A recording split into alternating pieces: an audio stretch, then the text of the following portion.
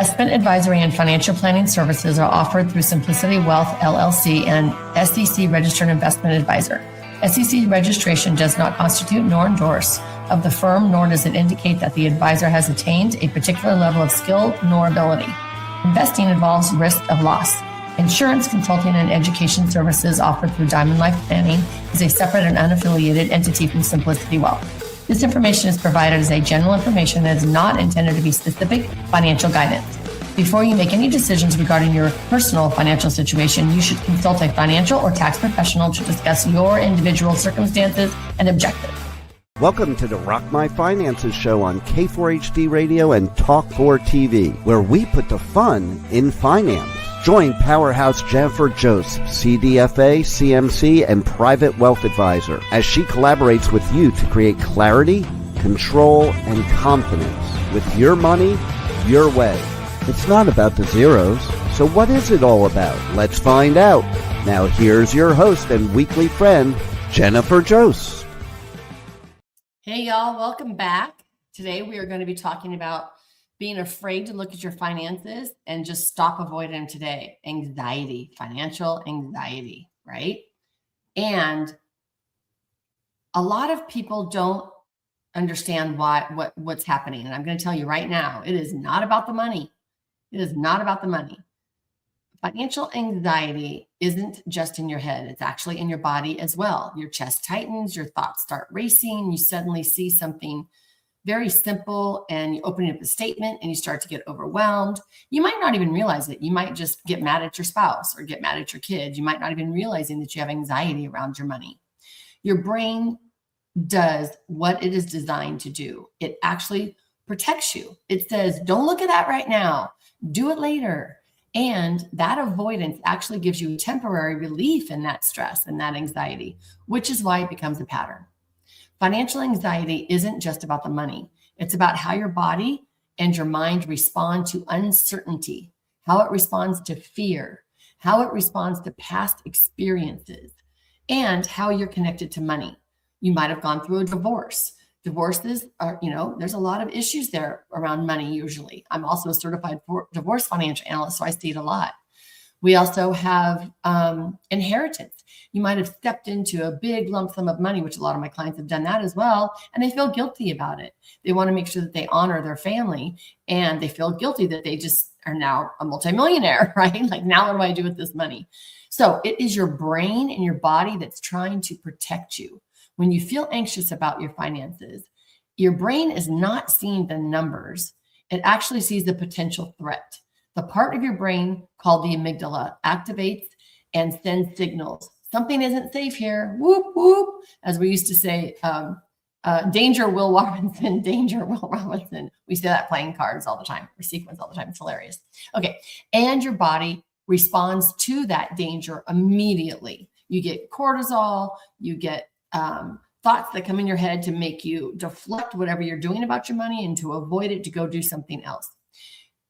Your mind creates, or financial anxiety creates a loop in your mind, right? Thoughts like, I don't want to see this anymore. What if it's worse than I think? Or what if I should have done better?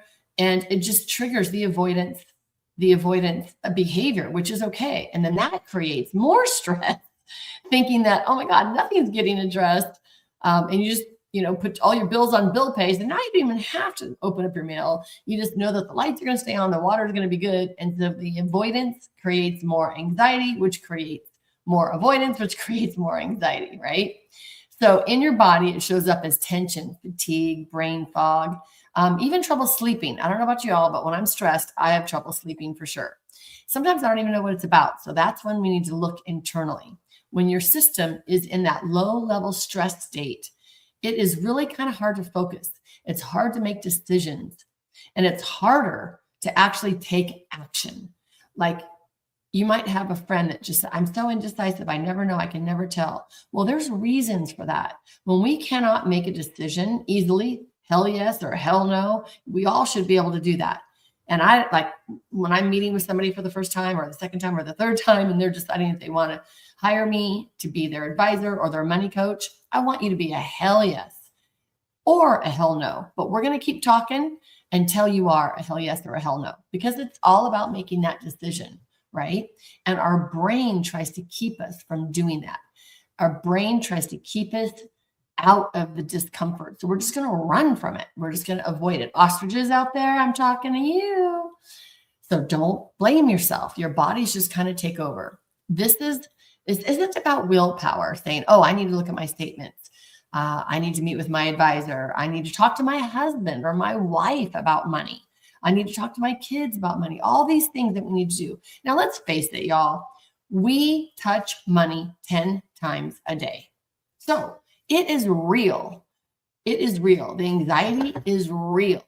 Like the struggle is real, as they say. So this is something, if you're going to do anything at all for your life, you're going to get this in check. So what do we need to do? We need to slow down our thoughts. We can actually look at our finances without the wave of overwhelm taking over. This is where clarity starts.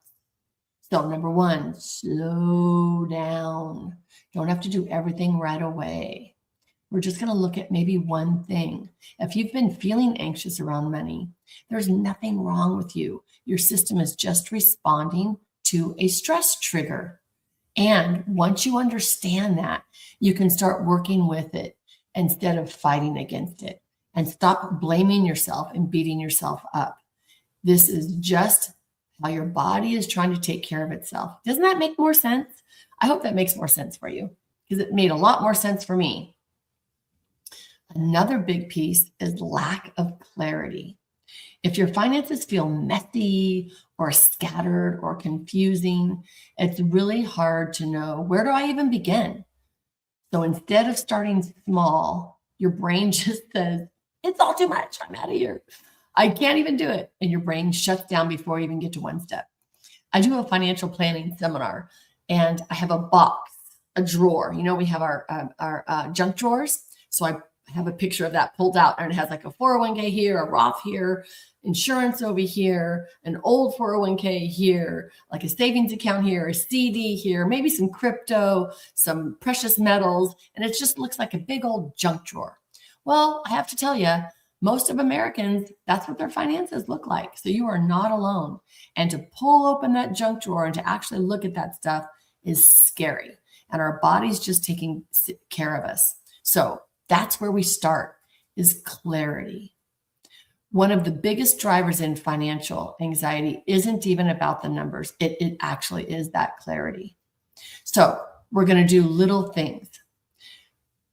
When you don't have a clear picture of what's really happening, your mind fills in the gaps. And this happens with everything, right? If we don't know where our kids are, our mind goes crazy with where do we think our kids are. If we don't know what's happening up ahead of us in the road for traffic, our mind fills that gap in. Like right now, I'm caring for my 93-year-old mom, love her to death. She's in assisted living here. And my mind is filling in, I haven't heard from her. Did she fall? Is she in a bad mood? Is something hurting? Like, it's just, our mind is just always filling in things. So we want to get clear about our money. I call it the 3 C's. We want clarity, which builds confidence, which puts us in control with our money. And it is okay, control freaks, to be in control, because we're going to do it the right way, for sure. So we often fill those gaps with something that's way worse than we think it is.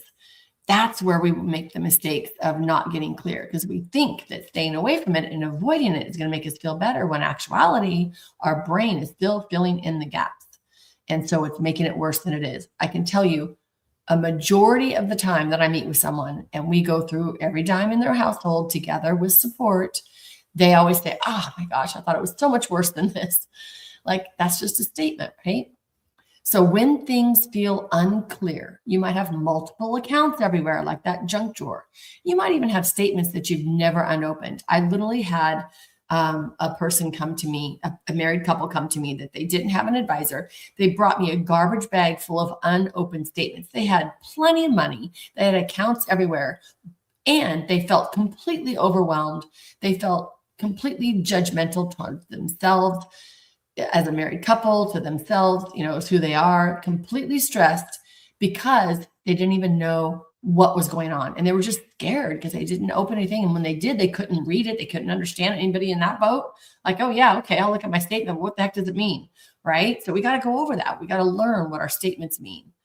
Then our numbers that we don't even understand. What does this mean? Our brain reads it as uncertainty.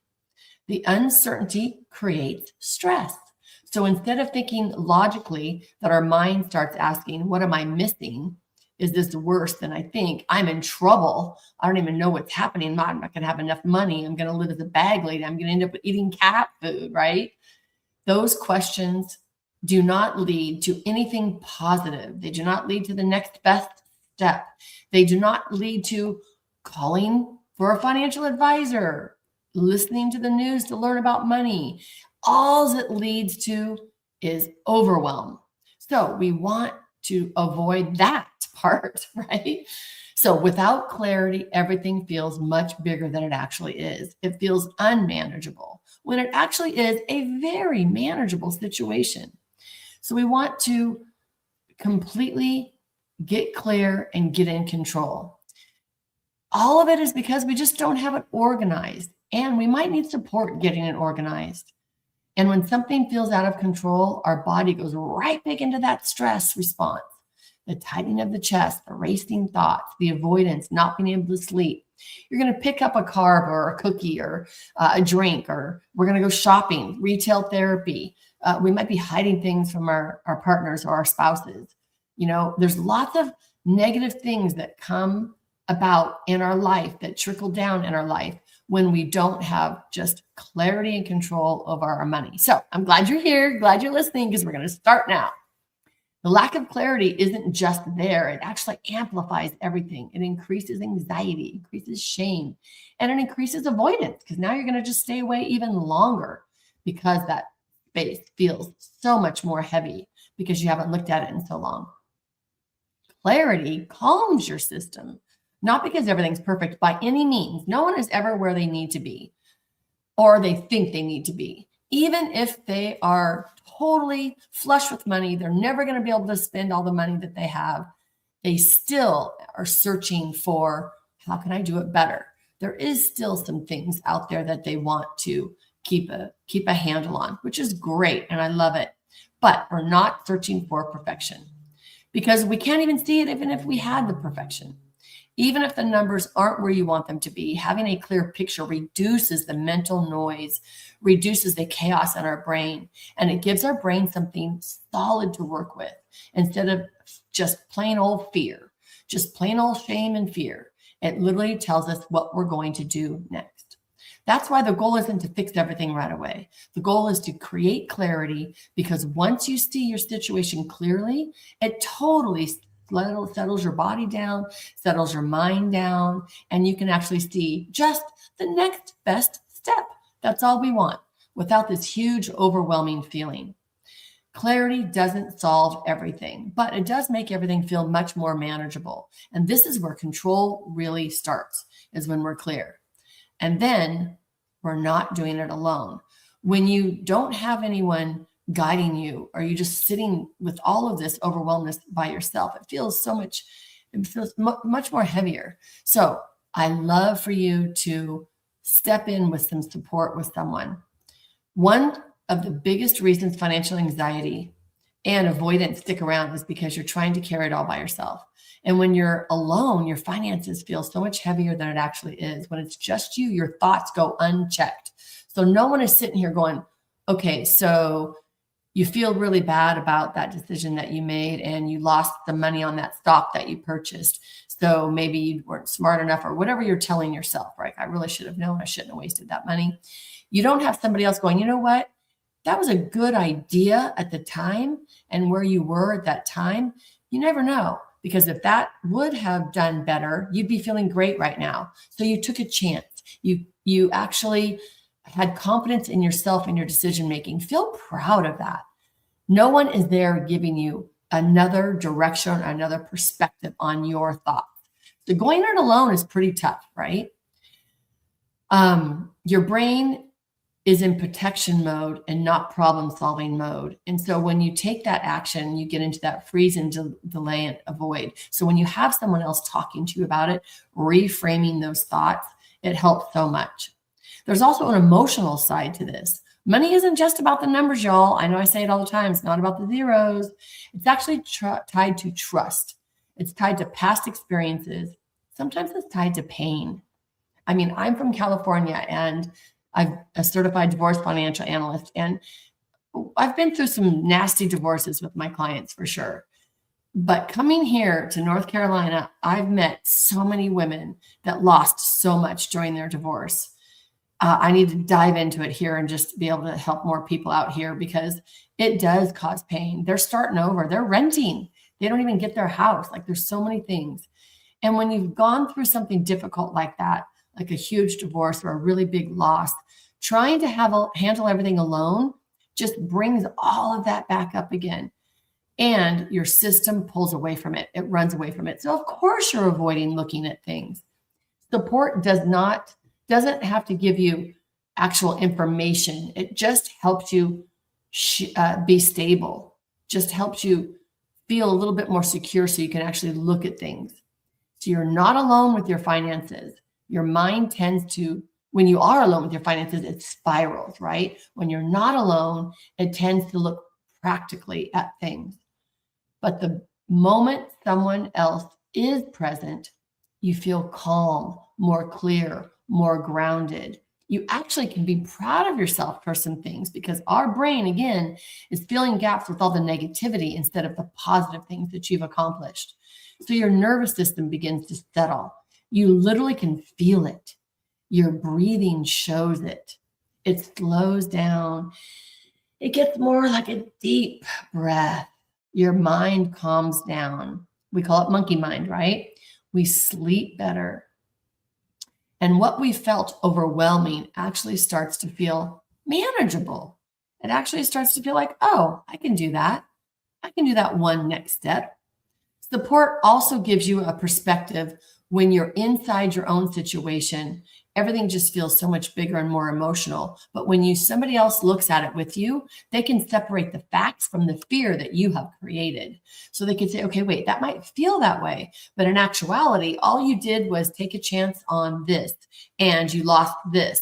So that's gone right off in a taxable situation, whatever it might be. They might have another perspective for you to look at that completely, right? That's what we do as money coaches, right?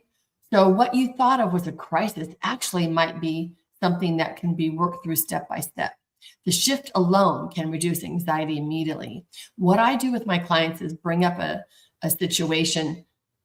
Let's take it my car, that I sold my car. I signed on the wrong side of the pink slip. So she sold it, walked away. I had to sue her. She filed bankruptcy, lost all my money, right? Made a big mistake. I signed on the wrong side of the pink slip. So I felt so much shame and embarrassment around that. Here I am, a successful business owner, and I don't even know how to sell a car correctly. So it took me a while to talk myself, forgive myself, do the whole thing. And now I can look at that and go, hey, you know what? I learned so much about our legal system and suing someone and how that feels and the paperwork that I needed and that they can file bankruptcy and wipe it all out. Then I learned how to forgive myself. So I had an amazing education there. It was a $10,000 education. And it was a great education because I'm not perfect. None of us are perfect. And it's okay to get that education around that. So I switched that whole thinking, right? Now I can share that with other people. It also creates structure when we have somebody else that we're talking to. Instead of just staring at everything at once, when someone's helping you, you can focus on one thing at a time, one account, one maybe old 401k, one decision, one step. What's the next best step I need to do? And that structure creates clarity out of your confusion. And that's all we want, right? There's also accountability when you have support around something. It's not even in a harsh way, it's in a supportive way. And if you're getting it in a harsh way, you dump that supportive person and you go find someone else, because I'm your champion. I'm your hero. I'm making sure you see yourself in an amazing light. And all of that just attracts more abundance, more clarity, more control, more fun, more joy. It's just so fun. So when you know someone is walking this with you, through this with you, you're more likely to follow through with something because you just told them. Same thing with dieting, exercising. I play pickleball. I want to get better. We are meeting every week now with a group. I love it. So we're having a great time, but we're all working on certain things weekly as well. Accountability is wonderful and it's fun. It doesn't have to be stressful. Not because you're being pushed, but because you don't feel alone anymore. So it's kind of fun to tell somebody where you've been. And maybe the most important support replaces shame with understanding. When you hear, this is way more common than you thought. When you hear, you're actually way better than you thought. When you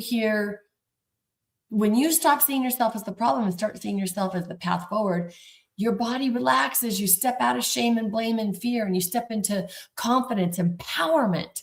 Nothing is better than feeling empowerment around your money because guess what? It trickles into every single thing in your life.